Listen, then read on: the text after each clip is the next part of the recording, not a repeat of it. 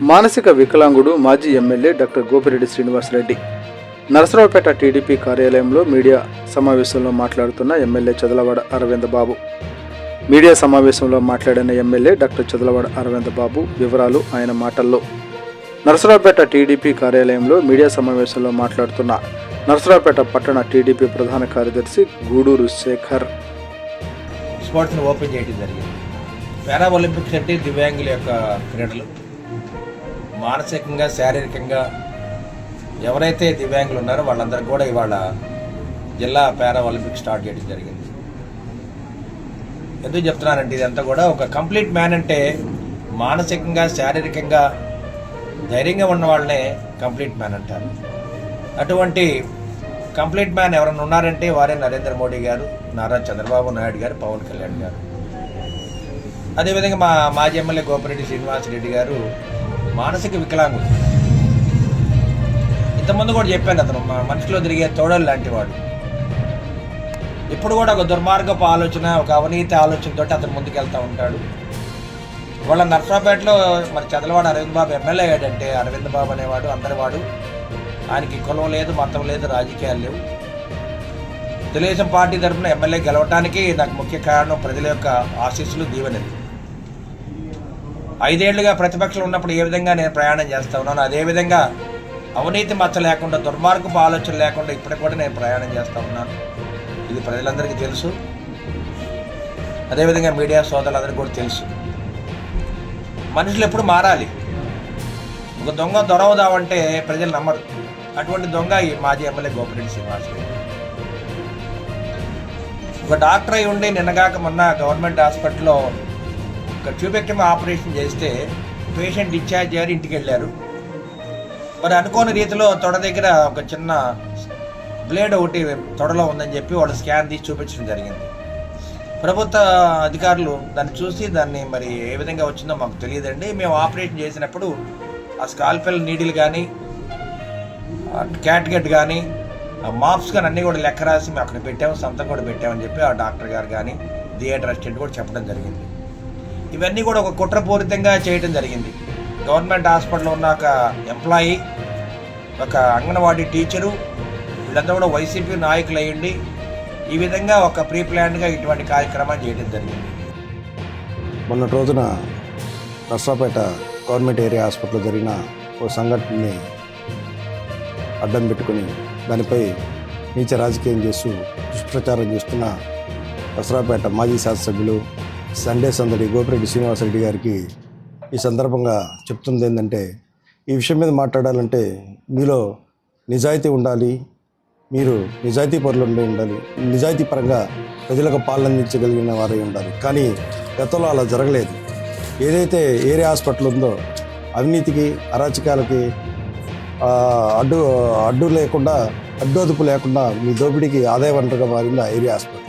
అలాగే నర్సరావుపేటలో ఏ రంగంలో చూసినా, మున్సిపాలిటీ కానీ, నర్సరావుపేటలో ఏరియా హాస్పిటల్ కానీ, వైద్యపరంగా కానీ, ఆర్థిక పరంగా కానీ, విద్యాపరంగా కానీ, రియల్ ఎస్టేట్ పరంగా కానీ మీ దోపిడీ పరాకాష్ఠగా నిలిచింది నర్సరావుపేట ఆ రోజుల్లో.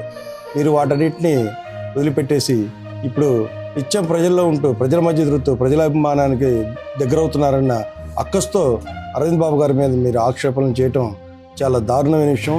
ఎందుకంటే కరోనా సమయంలో ఆయన కొన్ని కోట్లు ఖర్చు పెట్టి పేద ప్రజలకి దగ్గరుండి వాళ్ళ ప్రాణాలను కాపాడటమే కాకుండా వాళ్ళ ఆర్థికంగా, ఆరోగ్యపరంగా, కుటుంబపరంగా అన్ని విధాలు ఆదుకున్న మనిషి అయినా, అదే సమయంలో మీరు మీ తోటి వాళ్ళందరూ కూడా కోట్లు కొల్లగొడుతూ కూడబెట్టుకునే పనుల్లో ఉన్నారు.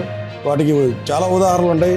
ఆ రోజున నర్సరావుపేటలో ఉన్న వ్యాపారస్తులను కూడా కరోనా సమయంలో మీరు అయిపోయిన తర్వాత షాపులు తీసుకోవాలంటే మీరందరూ కరోనా టెస్ట్ 1000 రూపాయలు పెట్టి కరోనా టెస్ట్ చేయించుకొని షాపులు తీసుకోవాలని చెప్పి ఆంక్షలు పెట్టిన మనుషులు మీరు.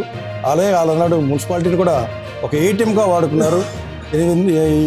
మీకున్న 5 సంవత్సరాల హయాంలో 8 మంది కమిషనర్లు మార్చారు. మున్సిపాలిటీలో ఉన్న సీసీ కెమెరాలని మీ ఇంట్లో ఆపరేట్ చేస్తుంటారన్న సంగతి అందరికీ తెలిసిన విషయమే. ఇటువంటి అవినీతి, అరాచక పాలన ఉన్న గోపిరెడ్డి గారు నేడు నర్సరావుపేటలో ప్రజల మధ్య నిత్యం ఉంటూ ప్రజల ఆరోగ్యం గురించి, ప్రజల సంక్షేమం గురించి చిత్తశుద్ధి పట్ల వ్యవహరిస్తున్న అరవింద్ బాబు గారి మీద ఆరోపణ చేయడం చాలా హాస్యాస్పదంగా ఉంది. మీ వైఖరి మార్చుకోండి గోపిరెడ్డి గారు. శనివారం సాధువులు వస్తారు, ఆదివారం గోపిరెడ్డి గారు వస్తారని ఊర్లో ప్రజలందరూ చెప్పుకుంటున్నారు.